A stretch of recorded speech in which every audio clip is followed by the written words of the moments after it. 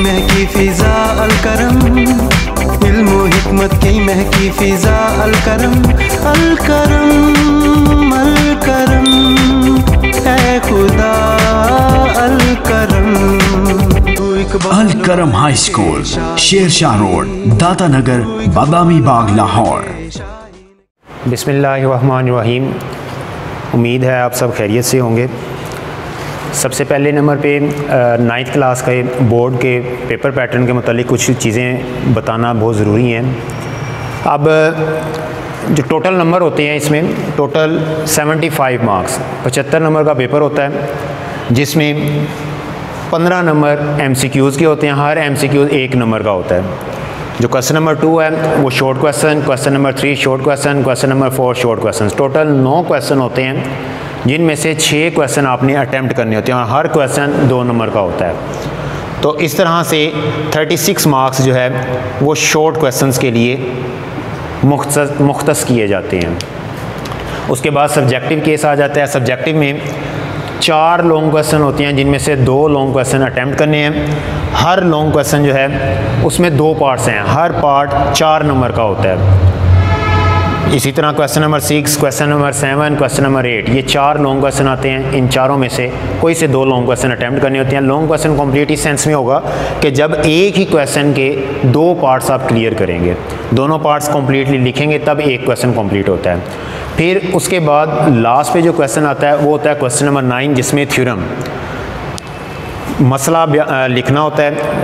Total 2 मसले दिए जाते हैं, जिनमें से एक मसला लिखना होता है और वो 8 नंबर का मसला होता है। इस तरह से पूरे 75 मार्क्स जो है आप आसानी के साथ हासिल कर सकते हैं।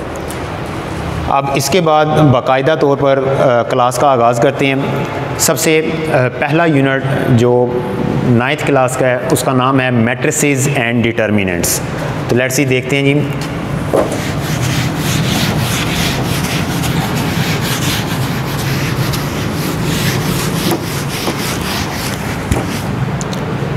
तो जो पहला यूनिट है, फर्स्ट यूनिट, उसका नेम है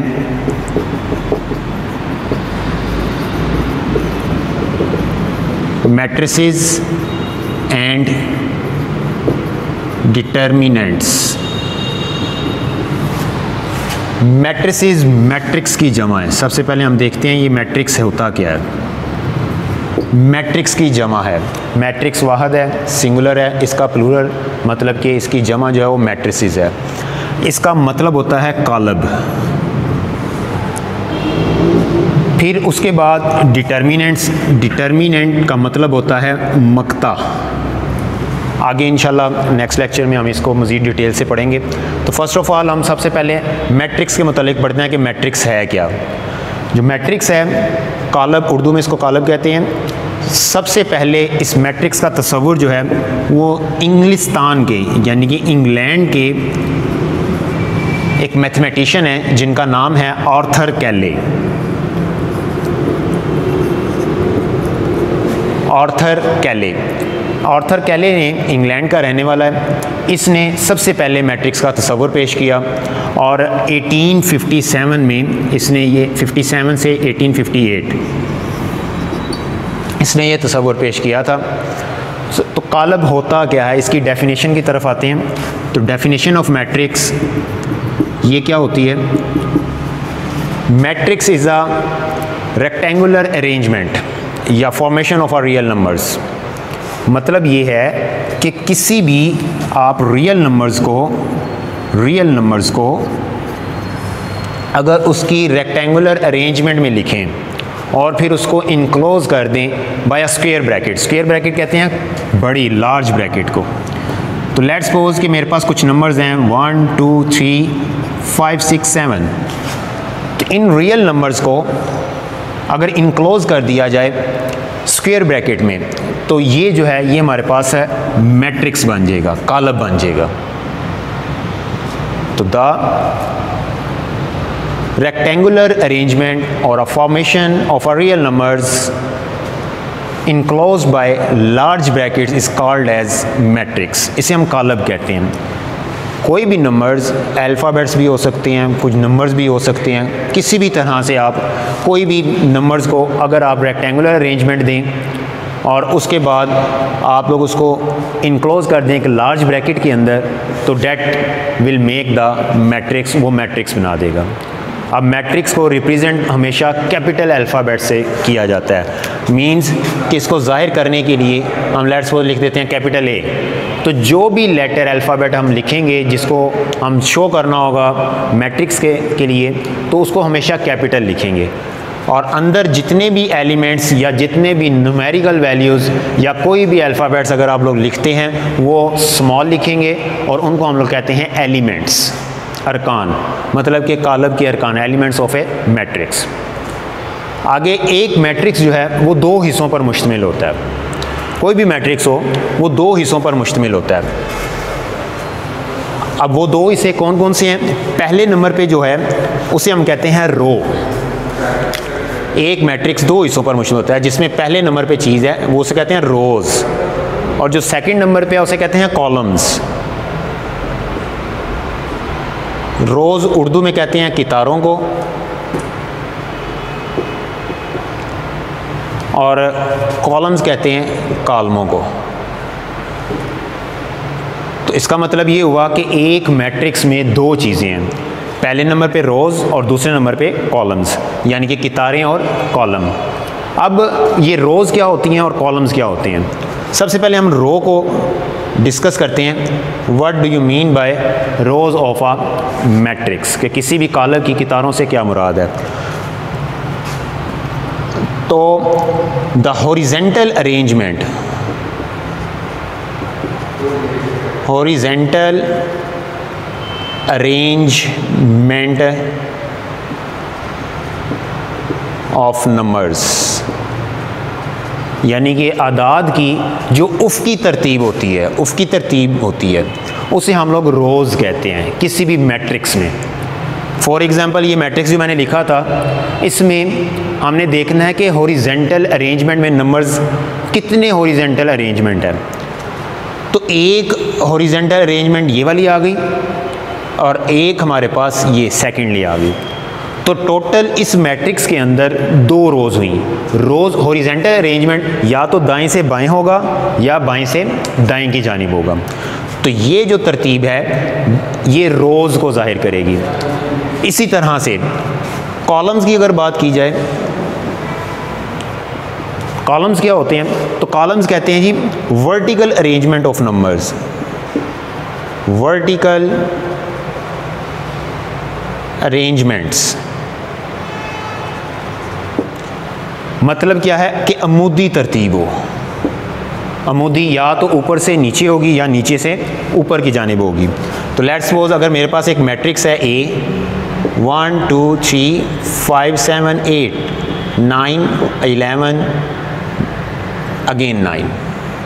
अगर मेरे पास एक मैट्रिक्स है ए, हमने देखना है कि इसमें how many numbers of columns, उसमें कितने कॉलम्स की तादाद है। तो कॉलम मैंने आपको बताया ये वर्टिकल अरेंजमेंट होती है। वर्टिकल अरेंजमेंट मींस के अमूदी तरतीब। अमूदी तरतीब में अगर हम नंबर देखें, एक ये है, एक ये है और एक ये है, तो total number of columns are 3। तो इसमें टोटल 3 कॉलम मौजूद होंगे। पहला वाला कॉलम C1, सेकंड वाला कॉलम C2 एंड थर्ड वाला कॉलम C3। तो ये है किसी भी कॉलम को जानने के लिए दो चीज़ों का होना बहुत ज़रूरी है, जिसमें पहली चीज़ आपको बताई रोज़ और दूसरी चीज़ आपको बताई वो है कॉलम। रोज़ कहते हैं कितारों को, कॉलम्स कहते हैं कॉलमों को। जो हॉरिजेंटल अरेंजमेंट होगी नंबर्स की वो आप लोगों की कॉलमों को कितारों को ज़ाहिर करेगा, और जो वर्टिकल अरेंजमेंट होगी वो कॉलम्स को ज़ाहिर करेगा। अब इसके बाद जो नेक्स्ट टॉपिक आ जाता है, इन्हीं रोज़ और कॉलम्स को यूज़ करते हुए हम लिखेंगे किसी भी मैट्रिक्स का order, order of a matrix. तो what do you mean by order of matrix, कि किसी भी कॉलम के मर्तबा से क्या मुराद है? ऑर्डर ऑफ मैट्रिक्स यानी कि कॉलम का मर्तबा। तो कॉलम का मर्तबा जानने के लिए सबसे पहले नंबर पे आपको किसी भी कॉलम के कॉलमों और कितारों की तादाद का पता होना बहुत ज़रूरी है। तो उसको जानने, जब आप लोगों को उन चीज़ का पता चल जाएगा, आप लोग आसानी के साथ किसी भी कॉलम का मर्तबा ऑर्डर फाइंड आउट कर सकते हैं। तो एक एग्जाम्पल के ज़रिए से मैं ऑर्डर निकालना सिखाता हूँ हमेशा। लेट्स सपोज मेरे पास एक मैट्रिक्स है एम कॉलम है और उसके अंदर कुछ रोज़ हैं और कुछ कॉलम्स हैं। लेट्स सपोज एक कॉलम एम है A, B, C and D, और इसमें मैं कहता हूँ कि कॉलमों की तादाद और कितारों की तादाद, अगर मैं कहूँ कि कॉलमों की तादाद n है और कितारों की तादाद m है, तो इसके ऑर्डर को हमेशा मैं रिप्रेजेंट करूँगा m is equal to m/n। याद रखना है, जब भी किसी भी कॉलम का, किसी भी मैट्रिक्स का ऑर्डर लिखना हो, मर्तबा लिखना हो, तो उसमें पहले नंबर पे सबसे पहले नंबर ऑफ़ रोज़ आनी चाहिए।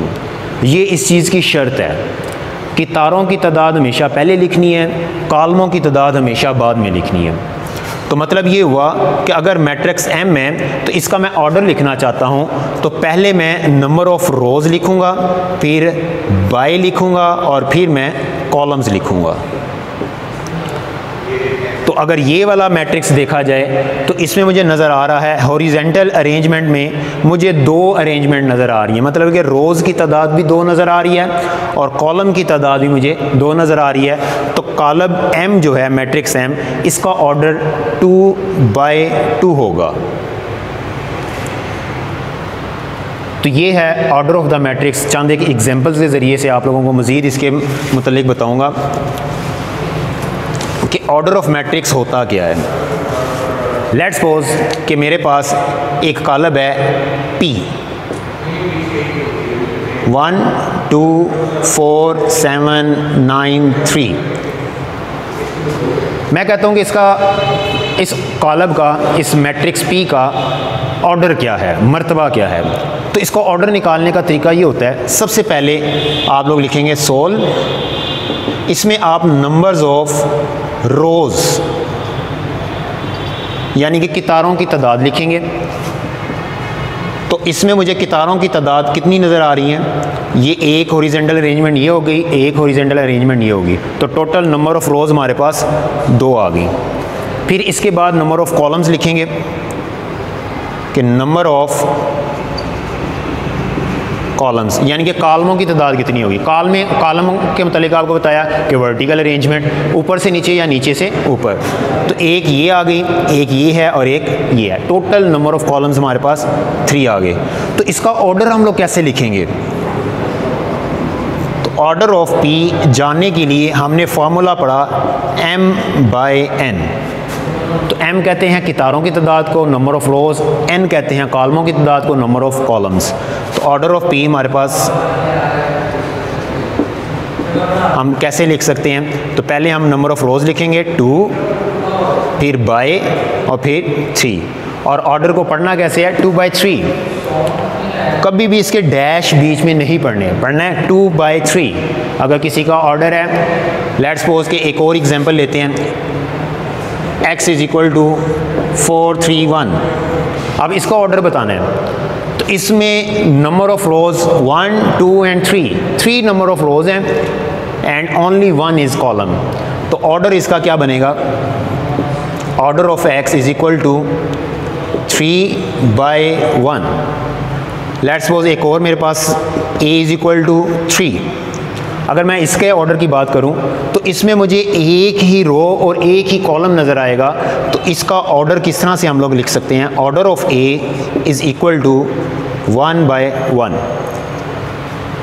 तो ये आप लोगों का ऑर्डर ऑफ द मैट्रिक्स यानी कि किसी भी कॉलम का मर्तबा निकालने का तरीका है।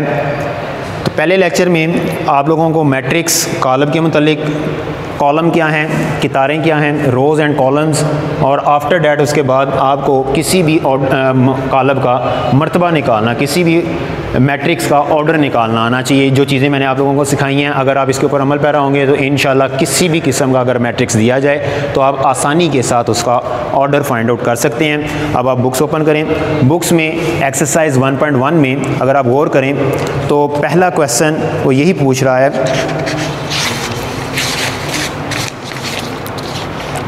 Find the order of the following matrices. कि किसी भी नीचे दिए गए कालमों का मर्तबा मालूम कीजिए। तो इसमें पहले क्वेश्चन के टोटल जो है वो 8 पार्ट्स हैं।